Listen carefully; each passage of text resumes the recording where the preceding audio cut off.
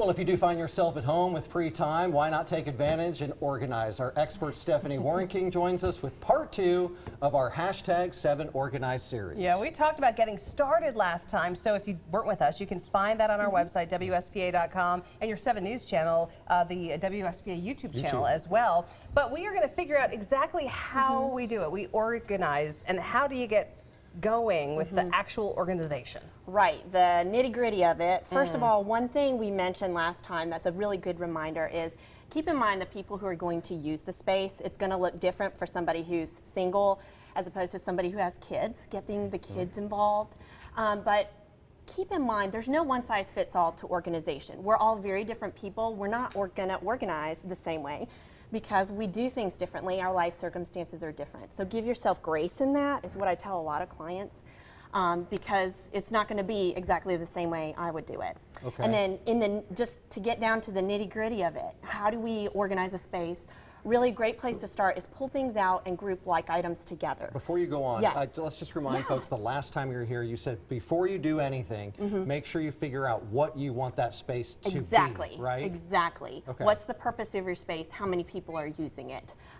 What are the ages of the people using it? Because kids are going to be different than adults, of course. So that way, when you start doing your like piles, you know it's a like pile for an office, or a guest bedroom, or whatever. Or your closet, One of the examples from pictures that I've done is actually a client's coat closet. It was centrally located. We pulled everything out onto the floor in her living room, and we grouped like piles of items together. That helps you make more informed decisions based on that closet, because then you know all of the things that go together into that zone. Maybe it's going to go into a different room.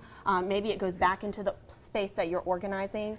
Is that what we're looking at right there? Yeah, that's the after picture for her. Oh, that's good. And that was this is the real life thing. It's not always going to look Pinteresty with certain labels a certain way, maybe all matching containers. You want to use what you have. And so that's what we did. We kind of grouped things based on how she's going to use the items. And so once we group like items together, we sort between keep, giveaway, throwaway items that go into another room. That's your keep, giveaway, throwaway.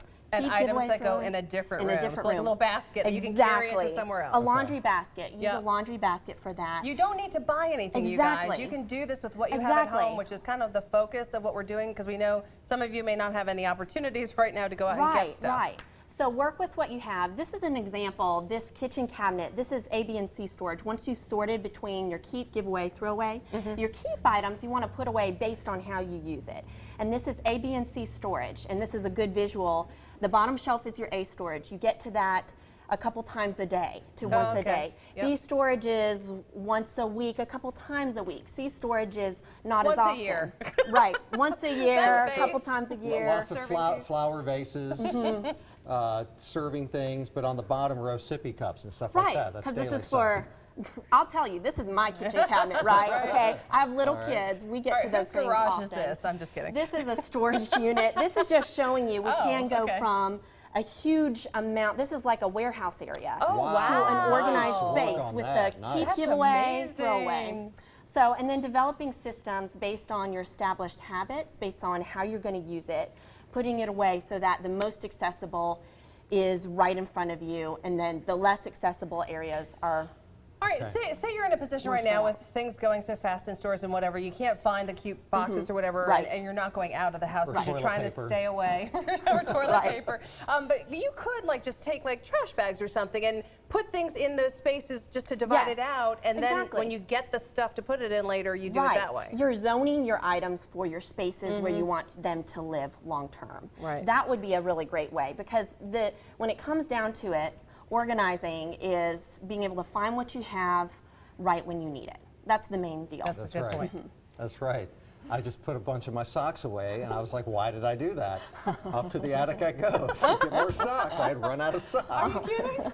No, I'm not. Wait, you keep your That's socks a true in the story. attic? Well, you know, wintertime socks. Oh, I got you. Off-season. Right. I got you. Yeah. But I put away too many, and I had to go back, You never can tell with South Carolina. The weather's always crazy. It is crazy. I was a victim of that. You need a little winter sock and a little summer sock at all times here, because it's crazy weather. That's right. All right, any other last moment tips before we go? Yes. set up a strategy for maintaining your systems around your habits, around your A, B, and C storage by setting the timer 10 minutes a day, put things away in their homes. That way you're ready for the next day. Maybe you do that weekly.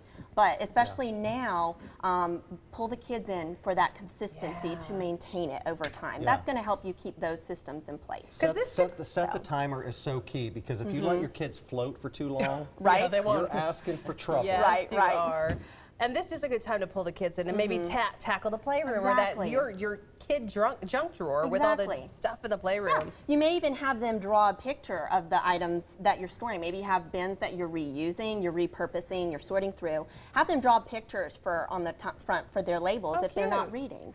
That way they know it's just another hit the thing again, so that you're touching it again. They know what they're drawing, and so they look at it and they know what it is. That's really cool. That's a great idea. Well, thank you, Stephanie. We will, of course, have you back next week. We'll decide whether you're going to be in person or online. We're working those details out. We'll be Thank flexible. you so much. Get your house ready. Yes. Yeah, you're going to have to really organize now. Carolina's Family. There we go. You're watching Carolina's Family at 4. We're coming to your home. Stay with us. We're coming right back.